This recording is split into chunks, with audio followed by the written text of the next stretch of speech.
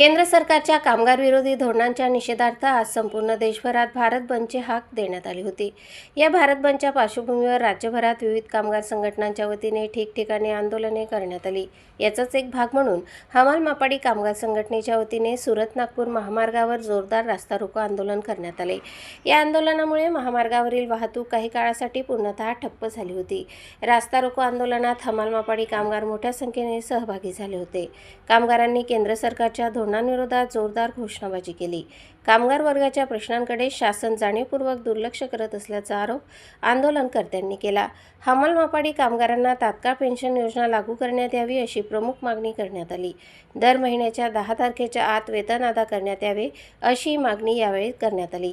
संपूर्ण जिल्ह्यात हमाल मापाडी कायद्याची प्रभावी अंमलबजावणी करण्यात यावी अशी मागणी करण्यात आली। कामगारांच्या मूलभूत हक्कांचे संरक्षण व्हावे अशी भूमिका आंदोलनकर्त्यांनी मांडली। कंत्राटी पद्धतीमुळे कामगारांचे शोषण होत असल्याचा आरोप करण्यात आला। रास्ता रोको दरम्यान महामार्गावर वाहनांच्या लांबच लांब रांगा लागल्या होत्या। प्रवाशांना काही काळ मोठ्या अडचणींना सामोरे जावे लागले, मात्र आंदोलन शांततेच्या मार्गाने पार पडले। घटनास्थळी पोलीस प्रशासनाकडून चोख बंदोबस्त ठेवण्यात आला होता। यावेळी कोणतेही अनुचित प्रकार घडला नाही। कामगार नेते हेमंत मदाणे यांनी आंदोलनकर्त्यांना मार्गदर्शन केले। शासनाने हमाल मापाडी कामगारांच्या मागण्यांकडे गांभीर्याने पाहावे असे त्यांनी सांगितले। कामगार विरोधी धोरणे तात्काळ मागे घ्यावीत अशी मागणी त्यांनी केली। शासनाने चर्चेच्या माध्यमातून प्रश्न सोडवावेत असे आवाहन करण्यात आले। मागण्या मान्य न झाल्यास आंदोलन अधिक तीव्र करण्यात येईल असा इशाराही देण्यात आला। भारत बंदला कामगारांनी उत्स्फूर्त प्रतिसाद दिल्याचे चित्र दिसून आले। संपूर्ण जिल्ह्यात कामगारांमध्ये तीव्र असंतोषाचे वातावरण होते। रास्ता रोको आंदोलनामुळे प्रशासनाची चांगलीच धावपळ उडाली। महामार्ग वाहतूक काही वेळाने सुरळीत करण्यात आली। या आंदोलनामुळे हमाल मापाडी कामगारांच्या प्रश्नांना पुन्हा ऐरणीवर आणले गेले। कामगार संघटनांनी एकजुटीचे दर्शन घडवले। शासनाने तात्काळ ठोस निर्णय घ्यावेत अशी मागणी पुन्हा करण्यात आली। या आंदोलनाने भारत बंदला जिल्ह्यात मोठे बळ मिळाल्याचे चित्र स्पष्ट झाले। कामगार संघटनांनी सरकारच्या विरोधामध्ये भूमिका घेत सगळीकडे आंदोलन सुरू केलेलं आहे। महाराष्ट्र राज्य हमाल मापाडी संघटना ही सुद्धा त्याच्यामध्ये कुठेही मागे नाही। सगळ्या महाराष्ट्रामध्ये गंगाभाऊ, सगळ्या महाराष्ट्रामध्ये प्रत्येक ठिकाणी आज हमाल मापाडी संघटनेतर्फे आंदोलन सुरू आहे। या आंदोलनामध्ये स्थानिक विषय आहेत आणि संपूर्ण राज्य पातळीवरचे त्याचप्रमाणे केंद्र पातळीवरचे विषय आहेत। यामध्ये सगळ्यात महत्वाची गोष्ट आहे की धुळे जिल्ह्यामध्ये माथाडी कामगार कायदा लागू आहे, पण आज देखील मागच्या 20 वर्षामध्ये पिंपळनेर, साक्री या ठिकाणी अद्यापपर्यंत माथाडी कामगार कायदा लागू नाही। हा कायदा लागू झाला पाहिजे अशी आमची मागणी या आंदोलनामध्ये समाविष्ट आहे। सरकारने माथाडी कामगारांच्या विरोधामध्ये राज्य सरकारने ज्या भूमिका घेतलेल्या आहेत त्याला सुद्धा आमचा तीव्र विरोध आहे आणि सरकारने त्या मागण्यांसंदर्भामध्ये विचार विनिमय करून ते प्रश्न सोडवले पाहिजे।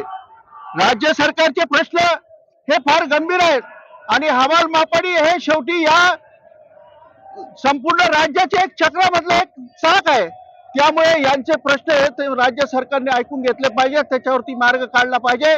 पणन मंत्री नामदार रावल साहेबांना आमची विनंती आहे की त्यांनी सुद्धा या प्रश्नामध्ये लक्ष घातलं पाहिजे। हमालांचे अनेक प्रश्न आहे, हमालांना जागा मिळाली पाहिजे, राहायला घरकुल योजना राबवली गेली पाहिजे, हे सुद्धा विषय त्याच्यामध्ये सहभागी आहे। आज दिवसेंदिवस हमालांची संख्या कमी होत चालली आहे आणि ही कमी होणारी संख्या ही संपूर्ण राज्याच्या दृष्टीने घातक आहे। कारण शेवटी पोतं आहे, शेवटी पाठीला लावूनच उचललं जातं। कुठलाही पोतं हे ऑटोमॅटिक मशीनच्या साहाय्याने मोजलंही जात नाही आणि उचललंही जात नाही। मित्र, आपण सगळ्यांनी आज आंदोलनाला साथ द्यावी ही विनंती। साक्री पोलीस ठाण्याच्या हद्दीत धुळे साक्री रोडलगत शेवाळी फाटा परिसरात चालणाऱ्या कथित देह व्यापार प्रकरणावर पोलिसांनी पहाटे छापा टाकत मोठी कारवाई केली आहे। या कारवाईत एका महिलेसह आरोपींचा सहभाग उघड झाला असून 5 जणांविरुद्ध गुन्हा दाखल करण्यात आला आहे। मिळालेल्या माहितीनुसार पोलीस अधीक्षकांच्या आदेशानुसार सहाय्यक पोलीस निरीक्षक मीना तडवी यांच्या नेतृत्वाखाली विशेष पथक तयार करण्यात आले होते।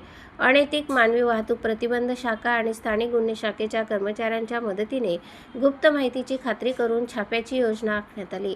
कारवाईपूर्वी पंचांच्या उपस्थितीत बनावट ग्राहकांच्या माध्यमातून ठिकाणाची पडताळणी करण्यात आली। संबंधित व्यक्तीकडून पुष्टी मिळताच पोलिसांनी तात्काळ छापा टाकला।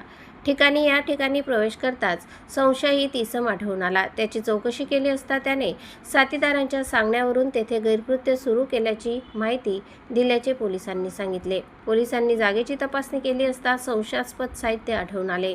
पंचनामा करून रोख रक्कम, मोबाईल फोन आणि इतर साहित्य जप्त करण्यात आले. सर्व मुद्देमाल पंच व अधिकाऱ्यांच्या सह्या घेऊन सीलबंद करण्यात आले आहे.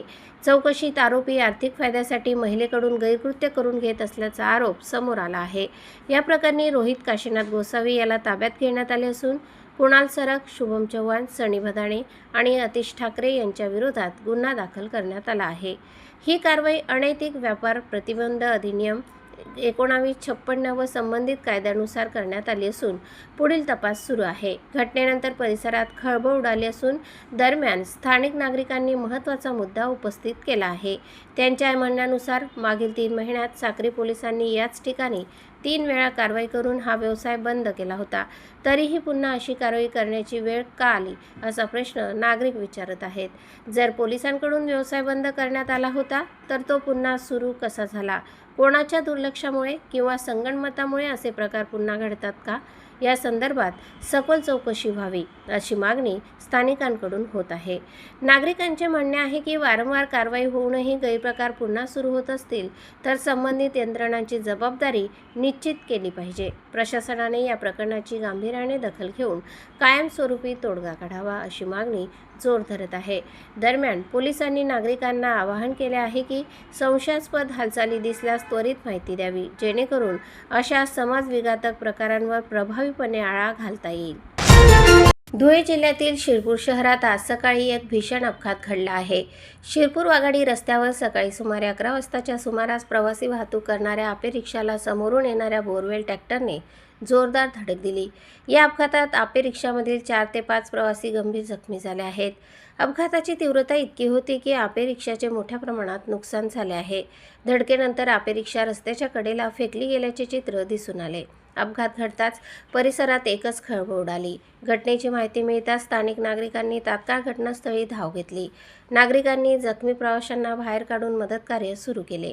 अपघातात जखमी झालेल्या प्रवाशांना तातडीने शिरपूर उपजिल्हा रुग्णालयात दाखल करण्यात आले. सध्या सर्व जखमींवर वैद्यकीय उपचार सुरू आहेत. वैद्यकीय सूत्रांच्या माहितीनुसार काही जखमींची प्रकृती चिंताजनक आहे. अपघातामुळे काही काळ शिरपूर वाघाडी रस्त्यावरील वाहतूक विस्कळीत झाली होती. पोलीस प्रशासनाने घटनास्थळी धाव घेत परिस्थिती नियंत्रणात आणली. अपघातग्रस्त वाहनांना रस्त्याच्या कडेला हटविण्यात आले. वाहतूक काही वेळानंतर सुरळीत करण्यात आली. दरम्यान या भीषण अपघाताचा थरार परिसरातील CCTV कॅमेऱ्यात कैद झाला आहे. CCTV फुटेजमध्ये अपघाताचा क्षण स्पष्टपणे दिसत आहे.